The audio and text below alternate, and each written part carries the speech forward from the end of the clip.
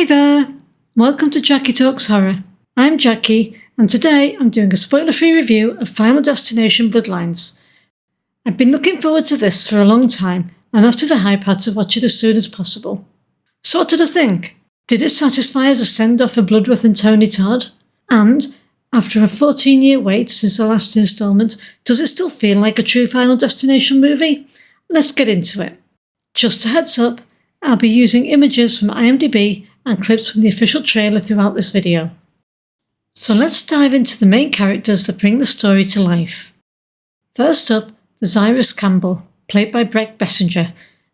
She's a character whose experiences set the story in motion. Then we have Stephanie and Charles Reyes, played by Caitlin Santuena and Tio Bionis respectively. They're siblings with important ties to the plot. Then we have Eric Campbell, played by Richard Harmon, Julia Campbell, played by Anna Law, and Paul Campbell, played by Max Lloyd-Jones. These are Stephanie and Charlie's cousins. Next we have Darlene Reyes, played by Raya Kalstead, and she's Stephanie and Charlie's mother. And finally, definitely by no means least, we have William Bludworth, played by the awesome late great Tony Todd in his last appearance in a movie. And most of the characters are really good with some standouts, and the characters are amongst the most likeable bunch in the franchise. Heck, even the token annoying character was very likeable. And I thought the relationships were really believable, making it easy to care for them.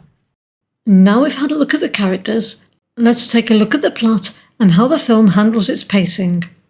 The IMDb plot synopsis reads, plagued by a recurring violent nightmare, a college student returns home to find the one person who can break the cycle and save her family from the horrific fate that inevitably awaits them. This is a solid addition, and at 1 hour 50 minutes it's the longest in the franchise, and, as I'd hoped, that extra time is used well, allowing for more room to establish the characters and deliver some longer, more dramatic death sequences.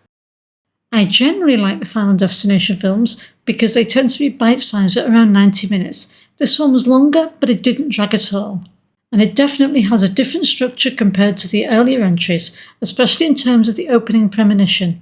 But it quickly makes sense of things, and it definitely still feels like a Final Destination film. Okay, so let's have a look at the direction, style and execution. The film is directed by Zach Libofsky and his frequent collaborator Adam Stein.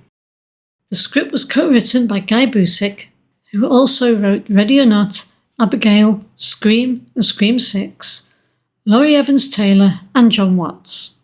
Now for me it seemed like a fairly long premonition scene, and I thought it held its own against the best of the other premonitions. It is absolutely awe-inspiring. It was just so well shot and acted. In this movie, death felt like it was pissed off, as the kills are as in your face as ever, but the special effects are about as par for a Final Destination movie. It's a tense and brutal film, but not really scary. Well, unless you're one of the characters anyway. And I definitely think some of the kills in this are probably going to make it on the list of the best of the franchise kills for some people. And I thought it was the perfect send-off for Tony Todd's Bludworth. I have to admit my eyes were a little watery. It also felt like the perfect place to end the franchise, though I'd absolutely be up for another entry. The film does such a good job of linking things together and staying true to the Final Destination universe, respecting the existing rules around fate and death. It includes clever nods to earlier films, without overwhelming newcomers with fan service. There were plenty of really good fake-outs with the kills. I actually thought there were better fake-outs than in the others, but maybe they just threw so many in there. Whatever the case, you're left guessing a lot as to what will get people in the end, although a couple are pretty obvious. It had twists and turns galore and lots of dark humour, which adds to the fun tone at times, which are in stark contrast to the times of tension. There were some stylised visuals that feel like they were meant for 3D, and they stood out quite a bit, but as far as I know, the film didn't have a wide 3D release. And some of the kills were definitely groan-inducing, not all of them felt earned, so it didn't all land for me. But as a whole, this film is a great collection of them. Okay, so let's get to the ratings. For cinematography and soundtrack, this film gets 4.5 out of 5. The opening scene was visually striking, and the camera work does a great job of building tension throughout. The soundtrack was strong too, with some standout tracks. that really complemented the mood. For special effects and gore, this film gets 4 out of 5.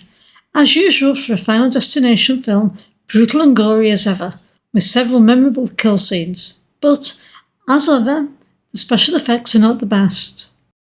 For characters, this film gets 4.5 out of 5. There are a lot more characters to keep track of than in the other films in the franchise, and they were all decently written and well acted. This film's characters stand out though. They're probably the most likeable group as a whole. For entertainment and rewatch value, this film gets 4 out of 5. I have to say I really enjoyed this and can't wait to get to see it again. It is a little on the longer side, and although I don't think you necessarily need to watch the others to see it, I think it's not as powerful or as hard-hitting if you haven't seen the others. And for a personal score, this is a 4.5 out of 5-star film for me.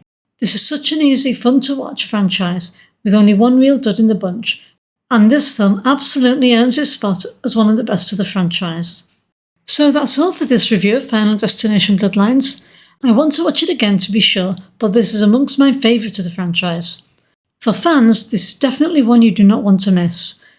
It works as a standalone, as the characters are trying to work things out so you learn with them, and it keeps a fair amount of originality, so if you haven't watched any of the other films, you will still enjoy this. However, I think you'll get more out of it if you've watched others in the franchise, and you'll get more of the references, although they don't go over the top with the fan service, which is definitely a plus, so it adds to the franchise as a whole, rather than detracting from it.